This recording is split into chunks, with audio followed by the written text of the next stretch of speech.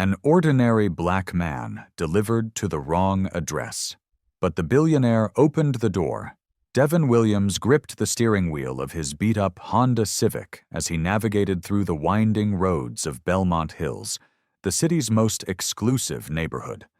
The GPS on his cracked phone screen kept recalculating the route, and the house numbers seemed to jump around without any logical sequence. After 8 hours of delivering packages across the city for quick-ship courier services, his last delivery of the day was taking him into territory he'd never seen before. The package on his passenger seat was marked for 1247 Crescent Drive, some kind of art supply delivery that weighed almost nothing but was marked fragile and rush delivery. Devin had learned not to ask questions about what he was carrying or why people needed things delivered so urgently. His job was simple pickup packages, drive to addresses, get signatures, repeat, until his shift ended. The houses in Belmont Hills were unlike anything Devin had ever seen outside of movies. Massive estates sat behind wrought iron gates with manicured lawns that probably cost more to maintain each month than he made in a year. The driveways were longer than the street he'd grown up on, and most of the homes were set so far back from the road that he could barely see the actual buildings. Devin pulled up to a gated mansion that looked like it belonged in a European fairy tale complete with stone turrets and ivy-covered walls.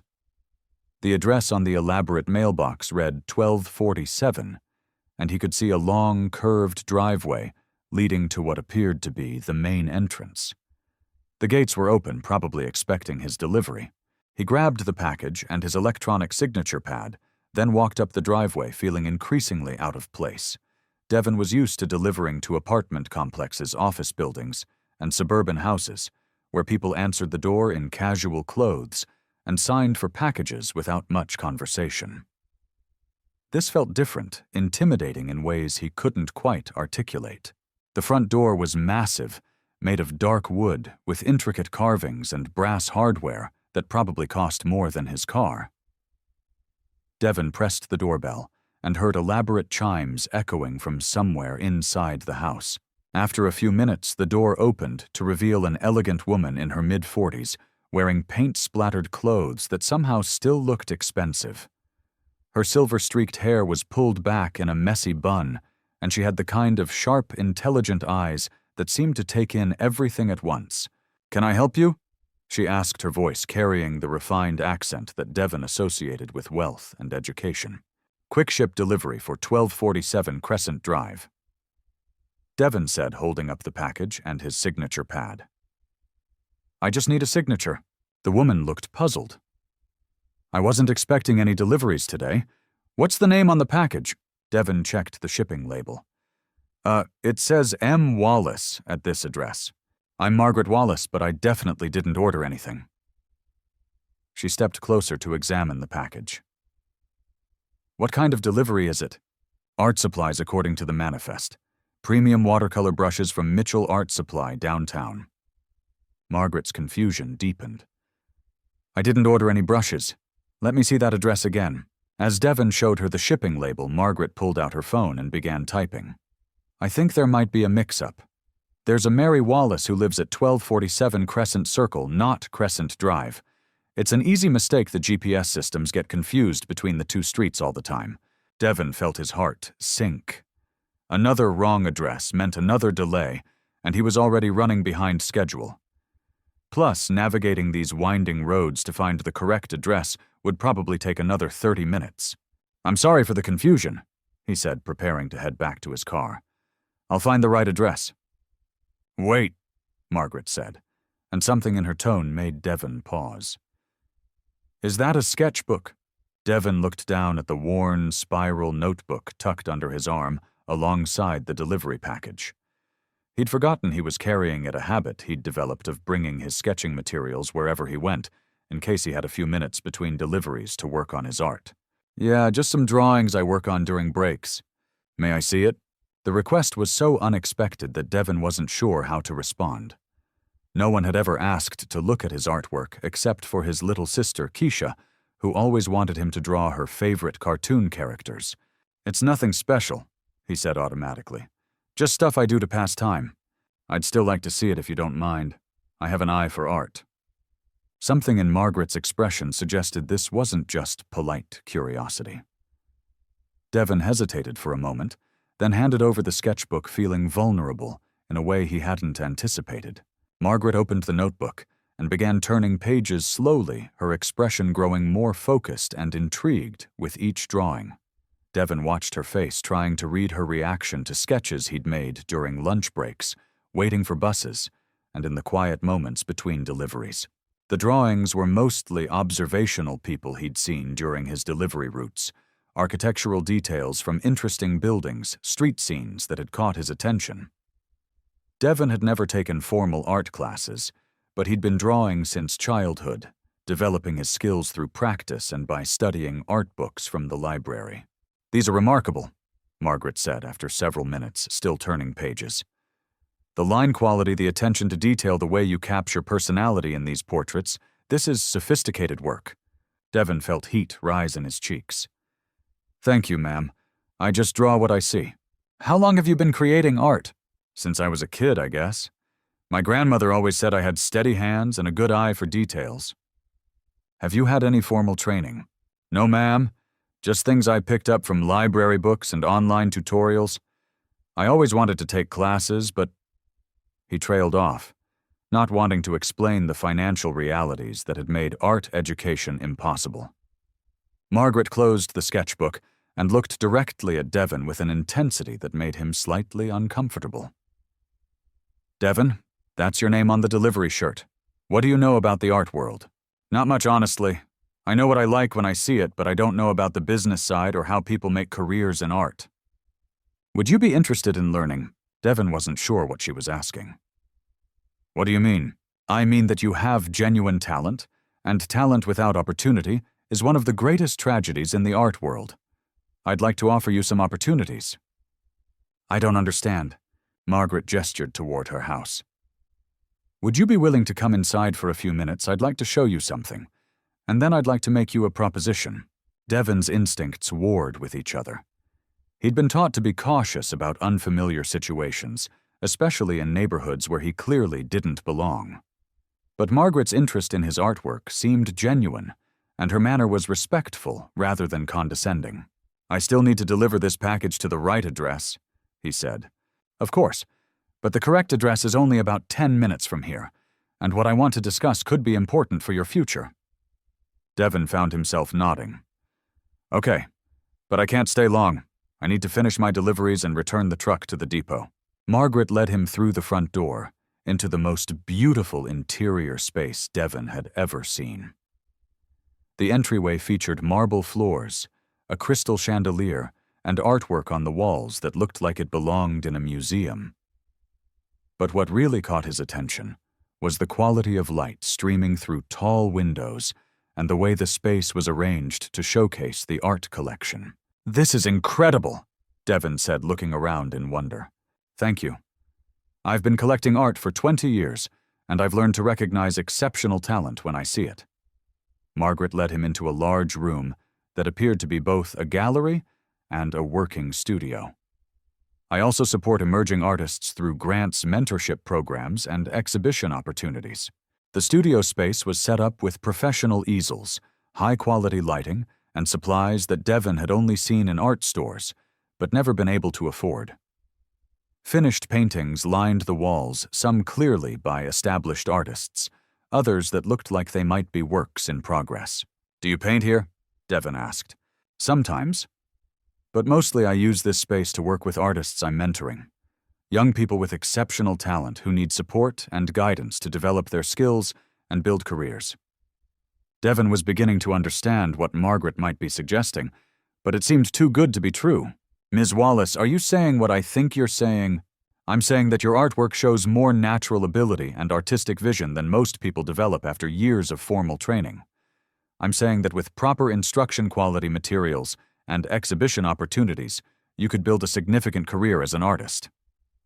"But you've only looked at one sketchbook. How could you know that—" Margaret walked over to one of the paintings on the wall, a portrait that showed remarkable skill in capturing both physical likeness and emotional depth.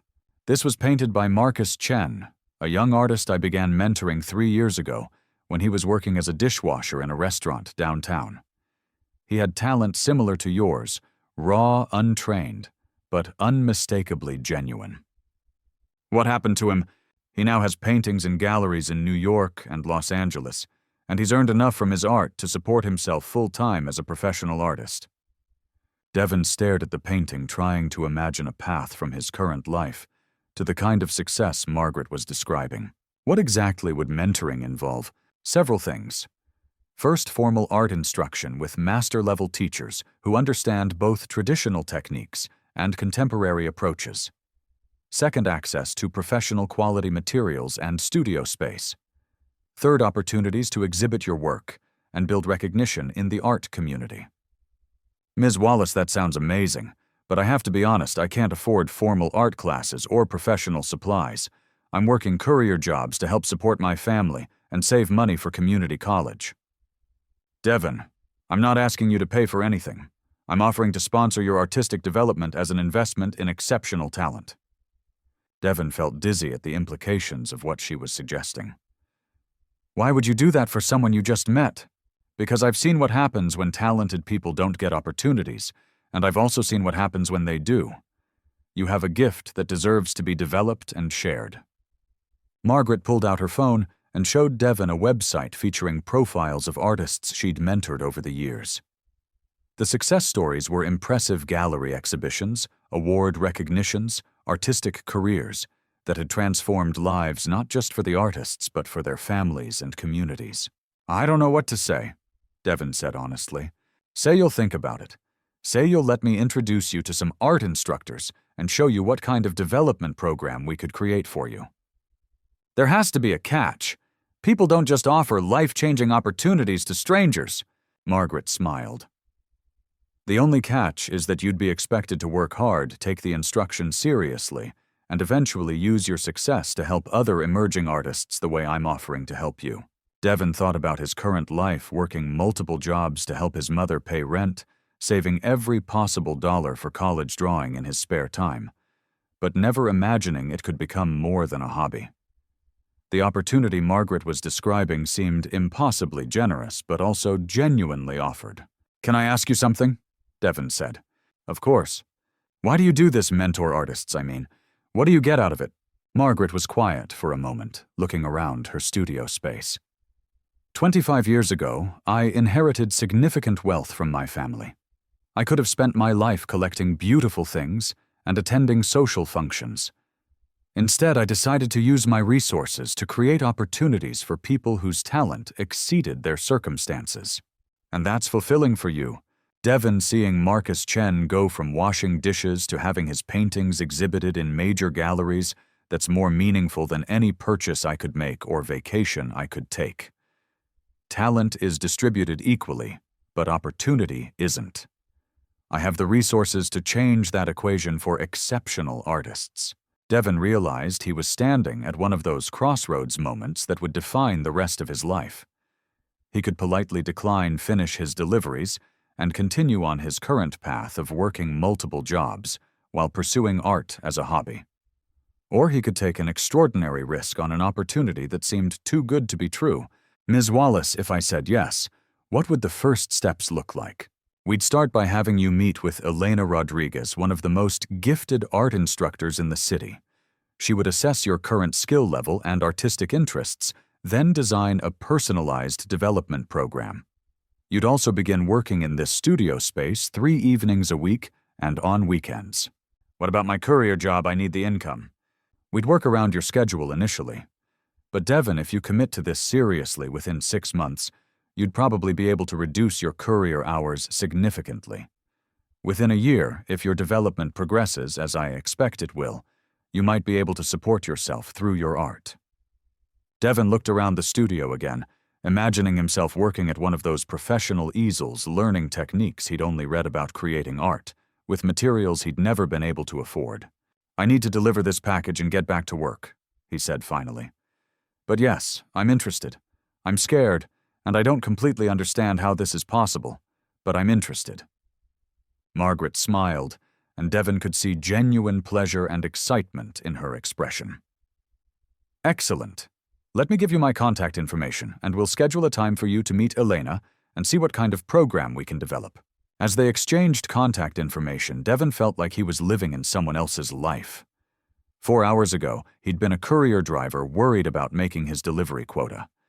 Now he was potentially on the path to becoming a professional artist with the support of a wealthy mentor who'd recognized his talent from a single sketchbook. Devon, before you go, I want you to understand something important, Margaret said as she walked him back towards the front door. What's that? This opportunity isn't charity, and it's not based on sympathy. I'm offering this because your artwork demonstrates exceptional ability that deserves professional development. You've earned this chance through your talent and dedication. Thank you, Ms. Wallace. That means a lot. And Devon, don't let anyone convince you that accepting help means you haven't earned your success.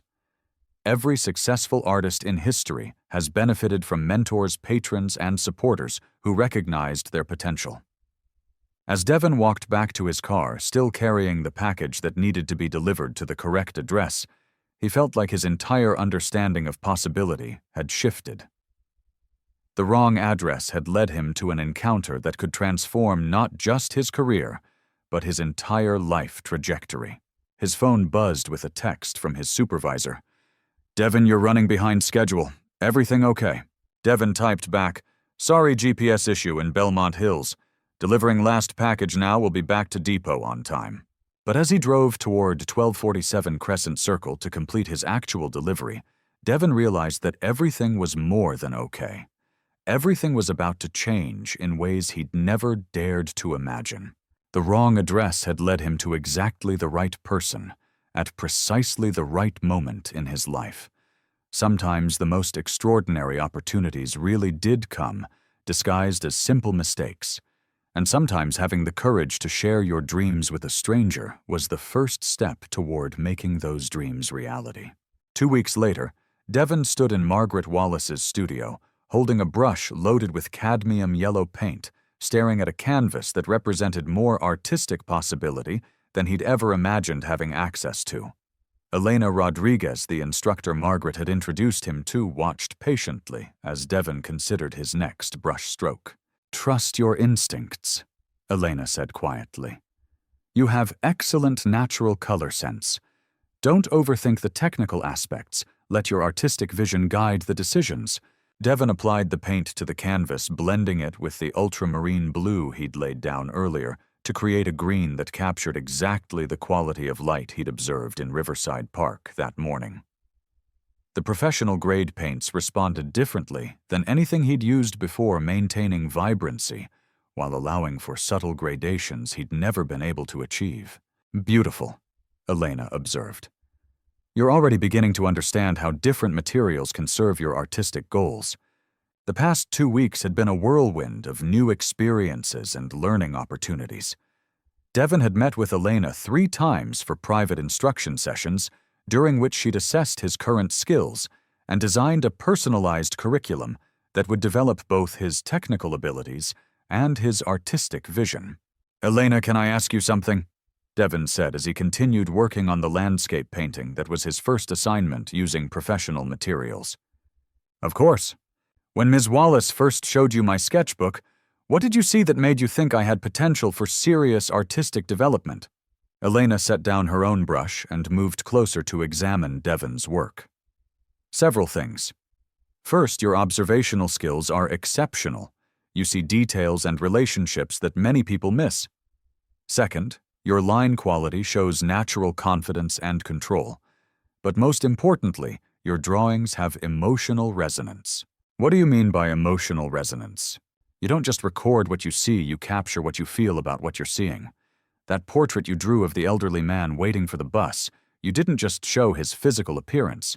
You showed his dignity, his patience, his humanity. That's not something that can be taught. Devon felt a warm flush of pride at Elena's assessment. During years of drawing as a hobby, he'd never received feedback from anyone with professional expertise. What are the areas where I need the most development? Color theory, advanced composition techniques, and understanding different artistic movements and styles. Your natural abilities are strong, but expanding your technical knowledge will give you more tools to express your vision. How long does that kind of development usually take? It varies by individual, but given your natural abilities and the intensity of instruction we're providing, I'd expect to see significant progress within 6 months. Within a year, you should be ready to exhibit your work professionally. The idea of exhibiting his work professionally still seemed surreal to Devon. 2 weeks ago, his artistic goals had been limited to filling sketchbooks and maybe someday taking a community college art class. Elena, do you think Ms. Wallace's optimism about my potential is realistic, or is she just being encouraging? Elena smiled. Devon Margaret Wallace is one of the most respected art collectors and patrons in the city. She's mentored dozens of artists over the years, and she has an exceptional eye for talent. If she's investing in your development, it's because she genuinely believes you have the potential for significant artistic success. That's reassuring but also terrifying.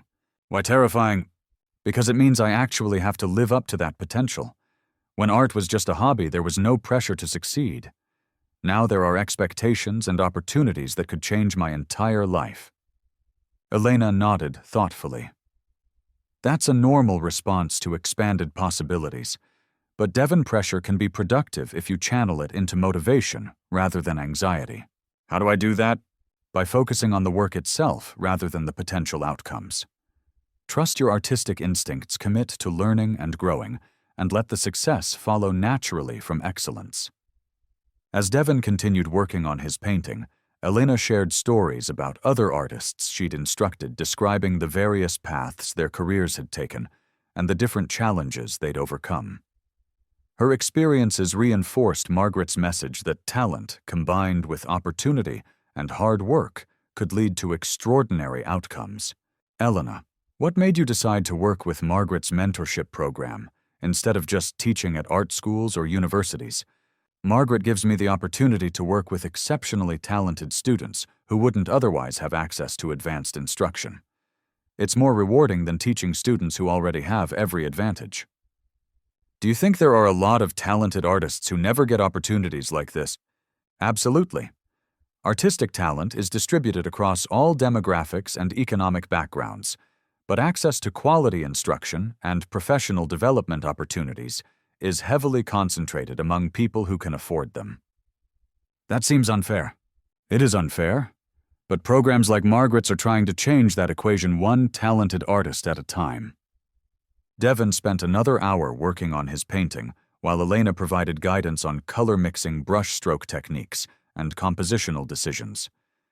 The instruction was intensive, but encouraging, pushing him to attempt techniques he'd never tried while building confidence in his natural abilities. Devon, I want to discuss your schedule going forward, Elena said as they began cleaning brushes and putting away materials. Okay. Margaret mentioned that you're still working full-time as a courier. How are you finding time for art instruction and practice? I've been coming here in the evenings after my delivery routes and on weekends. It's tiring, but I don't want to give up the courier income until I know the art career is viable. That's understandable, but I think we need to consider accelerating your artistic development.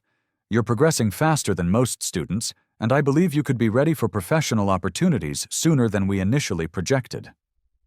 What kind of professional opportunities?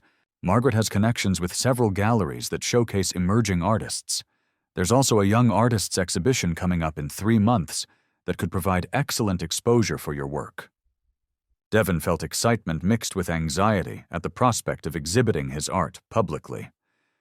Do you think I'll be ready for that kind of exposure in 3 months? If we increase your instruction sessions to 5 days a week and you commit to several hours of daily practice, yes, but that would require reducing your courier work. I don't know if I can afford to reduce my income right now. Elena smiled. Actually, Margaret wanted me to discuss a stipend program with you. She provides living expense support for artists in intensive development programs precisely to address this challenge. Devon stared at her. She'd pay me to focus on art. She'd provide enough support to cover your basic expenses while you transition from courier work to professional art. Think of it as an investment in your potential that you'd eventually repay through your artistic success. The offer was more generous than anything Devon had imagined possible. The idea of being able to focus entirely on artistic development without worrying about immediate income was almost too good to believe. What would the terms of something like that be? We can discuss specific details with Margaret, but typically it's structured as a no-interest loan that gets forgiven over time as you achieve artistic milestones. Many of her former mentees have become successful enough to repay the support and contribute to future artists' development.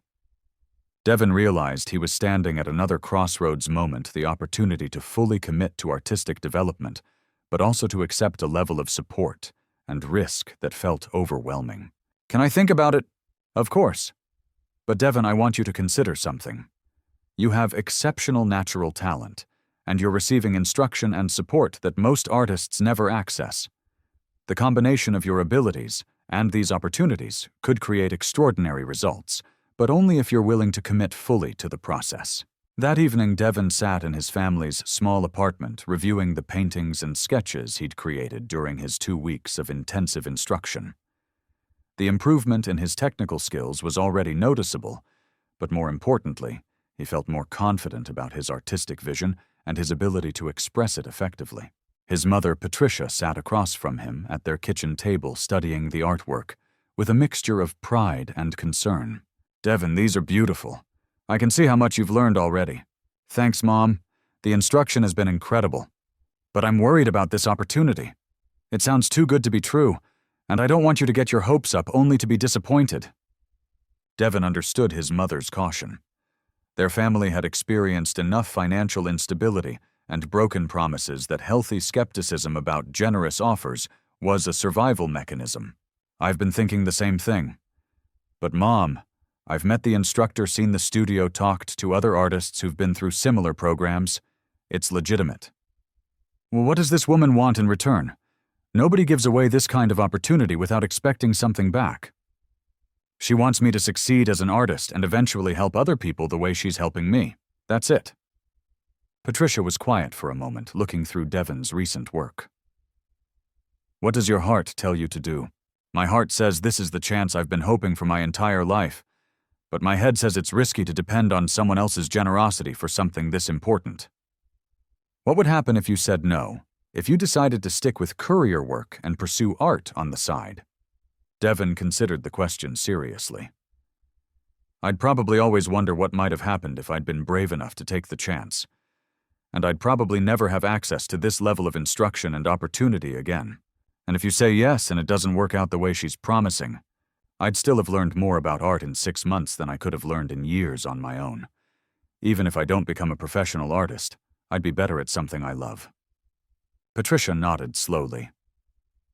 "Devon, you've always been cautious and responsible. If you think this opportunity is worth the risk, then I trust your judgment. Really, really.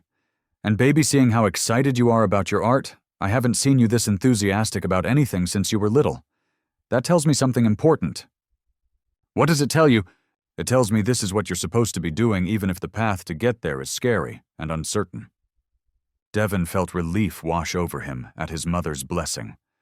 Her support meant everything to him, and knowing she believed in his potential gave him courage to fully commit to the opportunity Margaret was offering.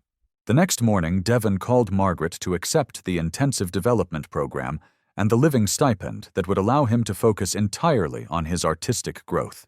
"Devon, that's wonderful news," Margaret said, clearly pleased by his decision. "I think you're making a choice you'll be grateful for the rest of your life." "I hope so, Ms. Wallace. And thank you again for believing in my potential when I didn't even know it existed. Thank you for being brave enough to pursue it. Elena tells me you're progressing remarkably quickly, and I'm excited to see what you create over the next few months." As he prepared for his final week of courier work before transitioning to full-time artistic development, Devon reflected on the extraordinary chain of events that had begun with a wrong address. The delivery mistake that had initially seemed like just another frustrating delay had led to the most important opportunity of his life. His phone buzzed with a text from Elena. "Devon, I've scheduled additional studio time for you starting Monday, ready to discover what you're truly capable of creating." Devon smiled as he typed back, "More ready than I've ever been for anything." The wrong address had led him to exactly the right person, at precisely the right moment. Sometimes the most transformative opportunities really did come disguised as simple mistakes, and sometimes having the courage to share your dreams with a stranger was the first step toward discovering that those dreams were achievable after all.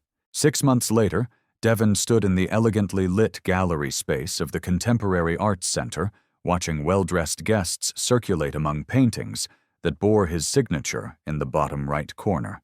The opening reception for New Voices Emerging Artists featured work by 12 artists, but Devon could hardly believe that 6 of the displayed pieces were his own creations. "Devon, I'd like you to meet Dr. Richardson from the University Art Museum," Margaret said, appearing beside him with a distinguished-looking woman in her 50s. "She's been admiring your urban landscape series. Mr. Williams, your work is remarkable," Dr. Richardson said, shaking Devon's hand warmly. "The way you capture both the physical details and the emotional atmosphere of city life, it's very sophisticated for such a young artist." "Thank you so much," Devon replied, still getting used to having his artwork discussed by people with advanced degrees in art history. "I try to show the dignity and beauty I see in everyday urban scenes." "That's exactly what makes your work compelling. Too many artists either romanticize or criticize urban environments. You present them with honesty and respect." As Dr. Richardson moved on to examine other pieces in the exhibition, Margaret smiled at Devon with obvious pride. "How does it feel to see your work displayed professionally?" "Surreal. 6 months ago, I was delivering packages and sketching during lunch breaks. Now people are buying my paintings and discussing them like they matter." "They do matter, Devon. Art that captures truth and beauty always matters." Devon looked around the gallery, taking in the scene of his opening reception. His mother, Patricia, stood near one of his paintings with Devon's younger sister, Keisha, both of them beaming with pride as they talked to other guests about Devon's artistic journey. Elena Rodriguez was in conversation with several art collectors, clearly pleased with how her instruction had contributed to Devon's rapid development. "Margaret, I need to ask you something I've been wondering about," Devon said. "Of course. When you first saw my sketchbook, what made you so confident that I could develop into a professional artist? You'd looked at maybe 20 drawings for 5 minutes." Margaret smiled thoughtfully. "It wasn't just the technical skill, though, that was impressive. It was the way you saw and represented people with respect, curiosity, and genuine interest in their humanity. That perspective can't be taught. But you've mentored other artists. What made you think I had potential for success?" "Devon, I've learned that artistic success comes from the combination of talent, work ethic, and authentic vision.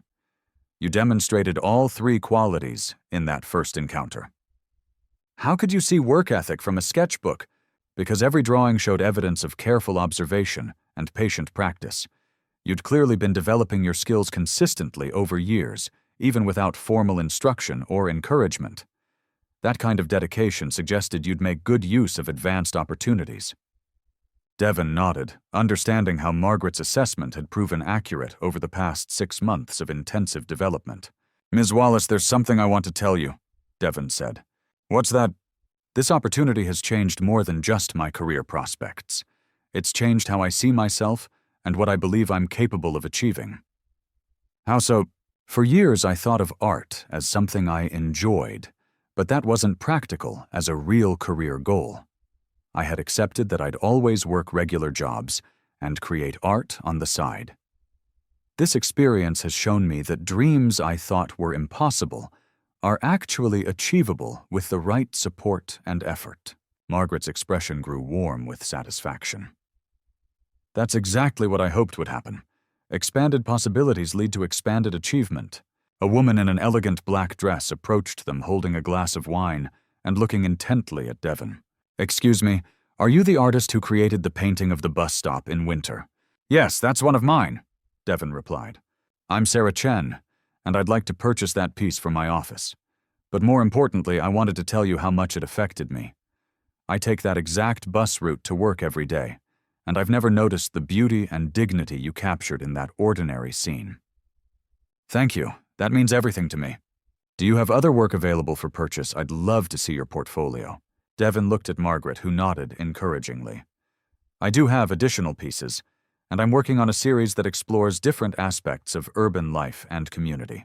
I'd very much like to see them. Here's my contact information. As Sarah Chen moved on to examine other artwork, Devon felt the profound satisfaction that came from connecting with audiences through his art. Devon, that's your third commission inquiry tonight, Margaret observed. I think we can safely say your transition to professional artist has been successful. It doesn't feel real yet. What would make it feel real? Devon considered the question as he looked around the gallery at people studying and discussing his artwork. Maybe when I can support myself entirely through art sales and commissions without depending on your stipend program. Actually, I wanted to discuss that with you, Margaret said. Based on tonight's reception and the interest you've been generating, Elena, and I think you're ready to transition to complete financial independence as an artist. Devon felt excitement mixed with nervousness. You think I'm ready? I think you've been ready for weeks. The question is whether you feel confident about managing your artistic career independently. What would that transition look like? You'd keep the studio space for as long as you want it, and Elena would remain available for consultation and advanced instruction. But you'd be operating as a fully professional artist, setting your own prices, managing client relationships, and making independent decisions about exhibitions and career development. The prospect was both thrilling and intimidating. Devon had become comfortable with the structured support of Margaret's mentorship program, but he also felt ready to test his abilities in the broader art market. I think I'm ready to try. Excellent. We'll work out the details over the next few weeks, but Devon, I want you to know how proud I am of what you've accomplished. I couldn't have done any of this without your support and belief in my potential. You could have and would have eventually found success on your own.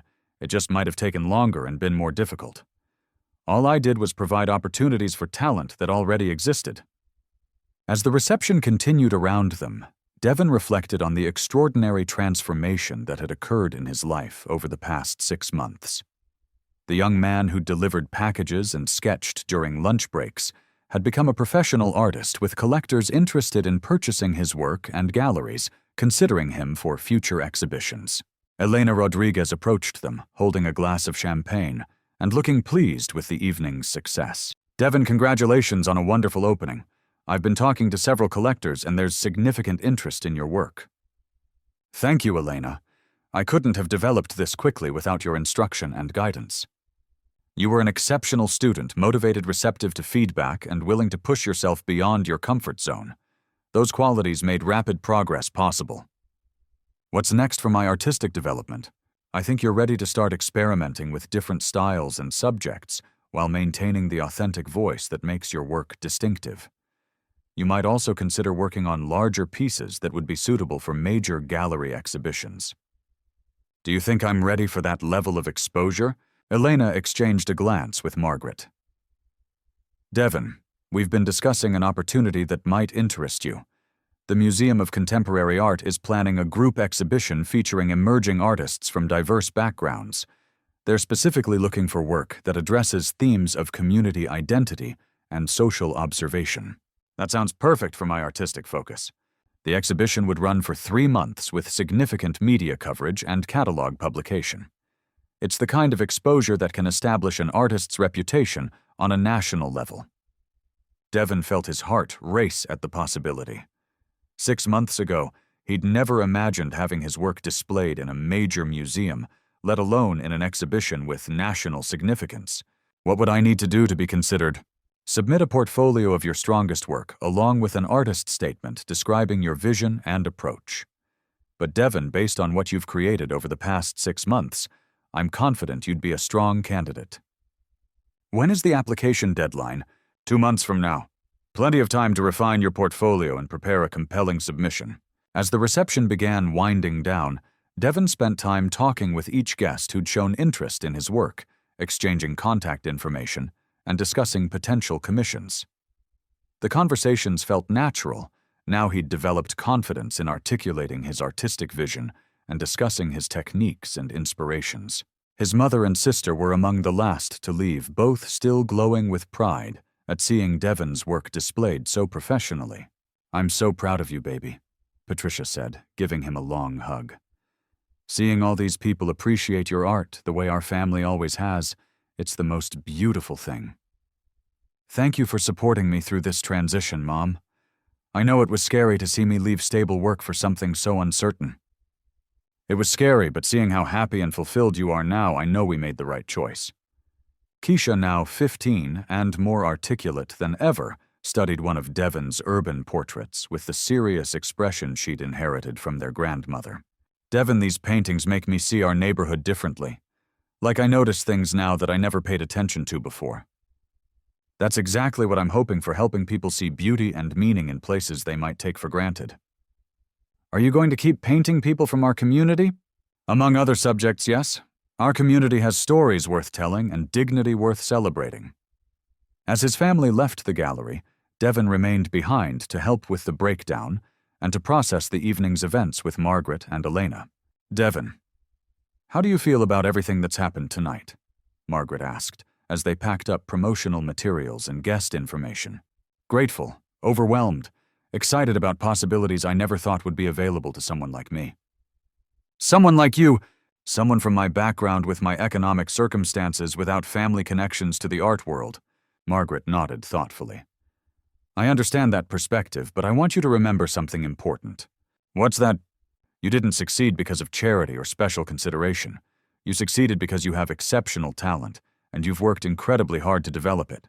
The opportunities I provided were just platforms for abilities you already possessed. I know that intellectually, but sometimes I still feel like I don't belong in spaces like this. That feeling will fade as you gain more experience and success. But Devon, never forget that you do belong in these spaces. You've earned your place through talent and dedication. As they finished closing down the reception, Devon looked around the gallery one more time at the walls that had displayed his artwork to an appreciative audience. The wrong address that had led him to Margaret's door 6 months earlier had resulted in the most transformative period of his life. The courier who delivered packages while sketching during breaks had become a professional artist, with collectors seeking his work and museums considering his submissions. But more than the career success, he'd discovered capabilities and confidence he'd never known he possessed. Sometimes the most extraordinary opportunities really did come disguised as simple mistakes. And sometimes, when you were brave enough to share your dreams with a stranger who had the resources and vision to support them, those dreams became reality faster than you'd ever dared to imagine. The wrong address had led him to exactly the right person at precisely the right moment. Now, as he prepared to submit his portfolio for National Museum consideration, Devon understood that the best adventures in life often began with accidentally knocking on the right door, even when you thought you were in the wrong place entirely.